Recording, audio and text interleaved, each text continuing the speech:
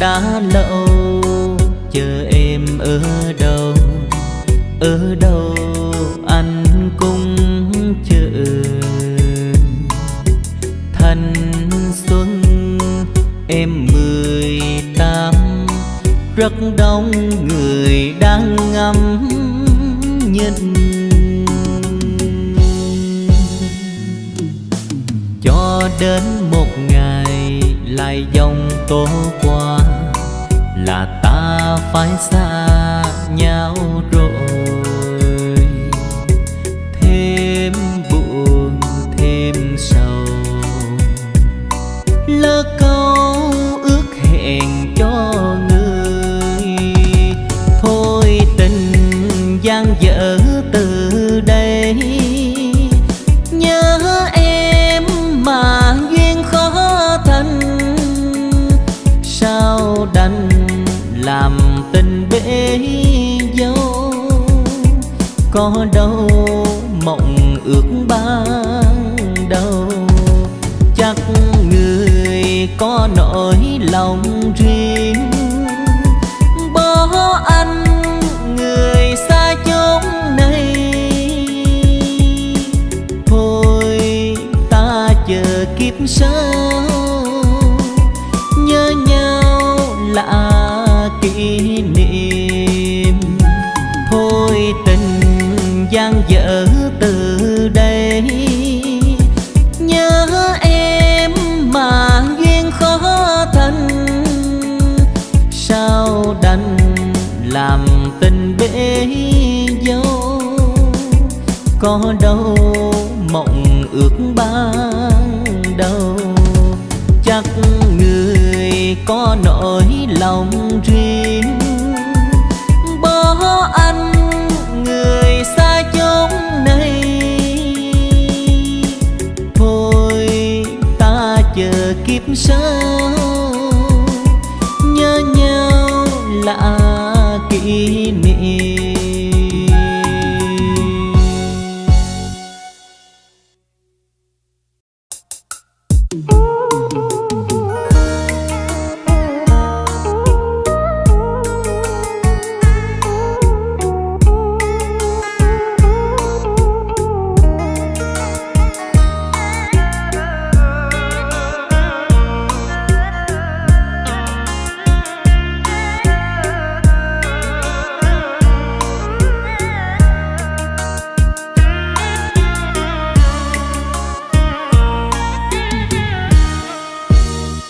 Trên đường về quê mẹ miền Trung, quê hương tôi vùng đất khô cằn.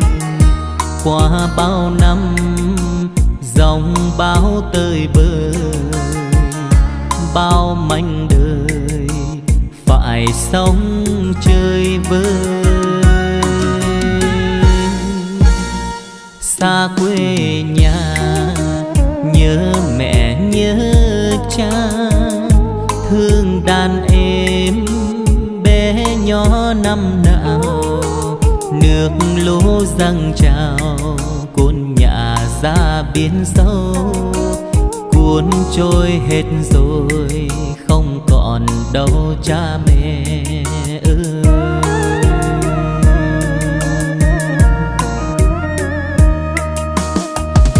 Miền Trung tôi đau thương lắm người ơi, bao con tim tan vỡ nghẹn lời.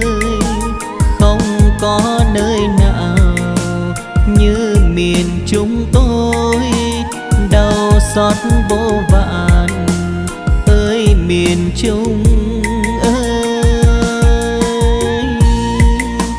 Ngàn năm trôi qua thiên tai vẫn triền miên, ôi không chút bình yên quê tôi mãi đau lòng. Sống trong đói nghèo nhưng nào trách ai đâu, trách do ông trời sao tạo hóa thiên tai. nghe đau lòng hai tiếng nhìn chung.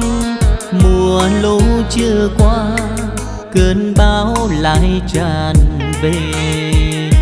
Quê hương tôi sao quá nào nề, biết đến bao giờ sống trọn niềm yên vui.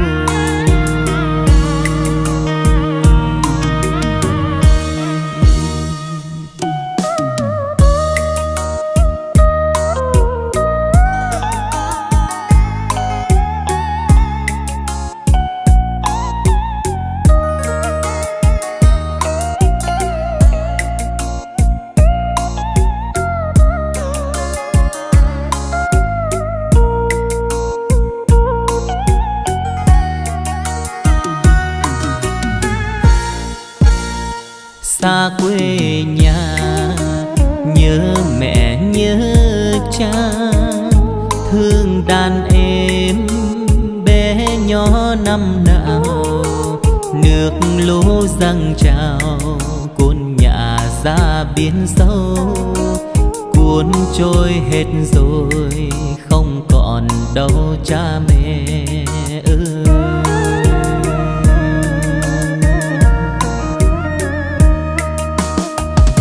Miền Trung tôi đau thương lắm người ơi, bao con tim tan vỡ nghẹn lời.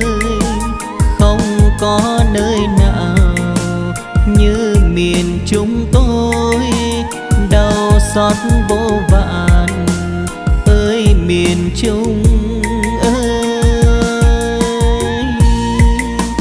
Ngàn năm trôi qua thiên tai vẫn triền miên, ôi không chút bình yên quê tôi mãi đau lòng.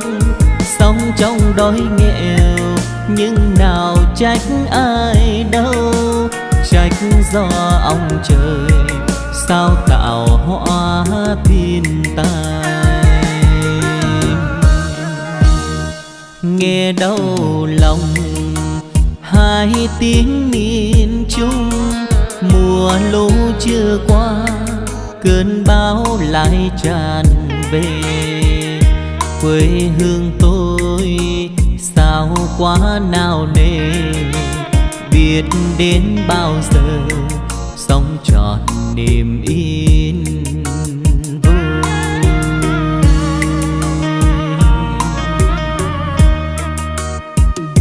Quê hương tôi sao quá nào nề, biết đến bao giờ sống trọn niềm yên.